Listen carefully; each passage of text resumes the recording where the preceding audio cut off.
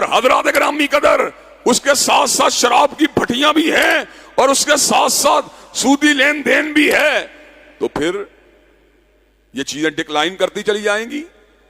अल्लाह ताला का निज़ाम एहतिसाब जो है मौजूद है। अल्लाह जब चाहे किसी चीज को पकड़ सकते हैं। हजरात ग्रामी कदर, ये बात मैं आज आपको कुरान की रोशनी में बताकर अपनी गुफ्तगू को वाइंड अप करना चाहता हूं। जब अल्लाह ताला किसी बंदे के ऊपर अपनी नेमतों का नज़ूल फरमाते हैं, अमन का, इत्मीनान का, रिज़्क़ का, तो फिर नेमत छिनती नहीं। फिर नेमत छिनती नहीं जब तक इंसान खुद उन नेमतों को छीन जाने का जवाज नहीं पैदा करता।